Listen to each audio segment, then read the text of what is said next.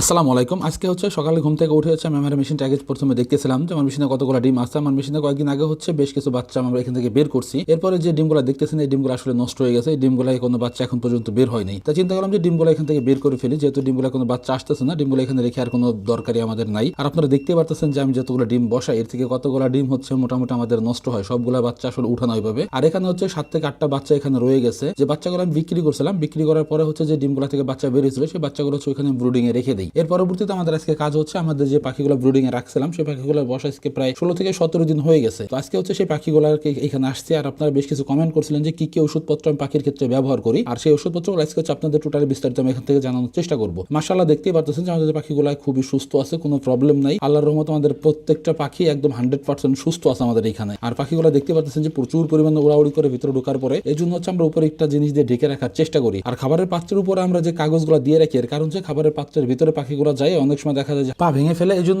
আমরা খাবারের উপর কাগজগুলো দেওয়ার চেষ্টা করি, যাতে করে ভিতরে পাখিগুলো না ঢুকতে পারে এবং পাখিগুলো অনেকটাই সেফ থাকে।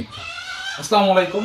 তো আপনারা অনেকেই কমেন্ট করছিলেন আমাকে, আমার ভিডিও নিচে অনেকেই কমেন্ট করছেন যে ভাই আমি যে বাচ্চা ব্রুডিং এ ফেলাইছি, আমার বাচ্চার আজকে বয়স অ্যারাউন্ড প্রায় 16 থেকে 17 দিন। তো বাচ্চাটা ব্রুডিং এ ফেলাইছিলাম, আমি কি কি ওষুধগুলো ব্যবহার করছি। আমি খুব বেশি একটা ওষুধ ব্যবহার করিনি। তো আমি মনে করি সেটা আপনারা যদি সাদা পানি খাওয়া যদি বাচ্চা বলতে পারেন এনাফ, কোনো সমস্যা নেই। আমি এটাই বিশ্বাস করি। অনেকে আছে বাচ্চার ক্ষেত্রে মনে করেন যে ব্যবহার করে ভ্যাকসিন ইউজ করে। আমি কোনো ভ্যাকসিন কিছু ইউজ করি নাই। আমি অল্প কয়েকটা ওষুধ আমি বাচ্চার জন্য ইউজ করছি। তো সেই ওষুধগুলো আপনাদের আজকে আমি দেখাবো। তো বাচ্চা যখন আমি ডিম থেকে বের হওয়ার পরে আমি 72 ঘন্টার মধ্যে বাচ্চাকে দেওয়ার চেষ্টা করছি গ্লুকোলাইট।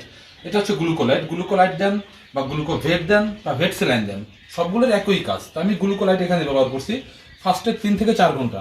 দেন এরপরে আমি ব্যবহার করছি লাইসোভেট আপনারা অবশ্যই দেওয়ার চেষ্টা করুন বাচ্চার ক্ষেত্রে। তো লাইসোভেটটা খুবই কার্যকর। লাইসোভেট আমরা প্রথম 3 দিন ব্যবহার করছি, ওই 3 থেকে 4 ঘন্টা পরে লাইসোভেট আমরা দেওয়া শুরু করছি।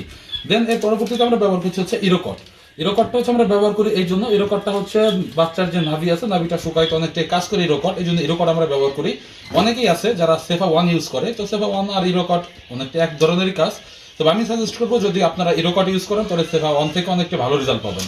দেন এর পরবর্তীতে যেটা আমরা ইউজ করছি সেটা রেনা ডাব্লিউএস। আর পরবর্তী যে 3 দিন, ওই 3 দিন আমরা রেনা ডাব্লিউএস ইউজ করছি। ফার্স্টের যেগুলো ইউজ করছি ওগুলো 3 দিন চলে গেছে, এবং পরবর্তী যে 3 দিন আমরা ইউজ করছি সেটা রেনা ডাব্লিউএস। আর রেনা ডাব্লিউএস এর সাথে আমরা ইউজ করছি জিঙ্ক। তো এই দুটো আপনারা কিভাবে খাওয়াবেন? রেনা ডাব্লিউএস সকালে দিলে, জিঙ্ক দিবেন বিকালে। আর জিঙ্ক যদি সকালে দেন অবশ্যই রেনা ডাব্লিউএস বিকালে দেওয়ার চেষ্টা করবেন। দেন এর পরবর্তী যে 3 দিন, সেই 3 দিন আমরা ইউজ করছি ভিটা3, ঠিক আছে? তো ভিটা3 ইউজ করতে পারেন, বা অনেক আছে অন্য কিছু ইউজ করে। তো ভিটা3 আমি আপনাদের সাজেস্ট করবো। ভিটা3 কার্যকারিতা অনেকটাই ভালো পাইছি আমি। আপনারা দেখতে পাচ্ছেন যে মাশাআল্লাহ আমার বাচ্চাগুলো অনেকটাই সুস্থ আছে।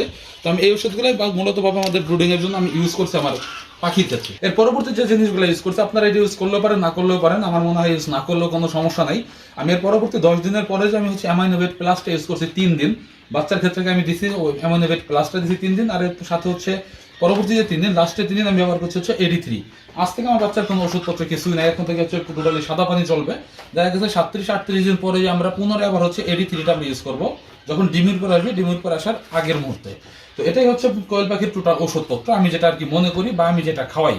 এর পাশাপাশি যে ওষুধগুলো আপনারা খাইতে পারেন, যেটা ঠান্ডার জন্য আপনারা ডক্সিবেট দিতে পারেন, কোনো প্রবলেম নাই। যদি অতিরিক্ত ঠান্ডা হয় তাহলে মাইক্রোনিড ইউজ করতে পারেন, সেই ক্ষেত্রেও কোনো প্রবলেম নেই। যারা কোয়েল পাখি লালন পালন করেন তারা অবশ্যই আমার ভিডিওগুলো অবশ্যই তারা দেখেন। আর এর বাইরে যদি কোনো প্রবলেম ফেস করেন আপনারা অবশ্যই আমাকে জানানোর চেষ্টা করবেন আমার কমেন্টে। আমি আপনাদের প্রত্যেকটা কমেন্টের উত্তর দেওয়ার চেষ্টা করবো।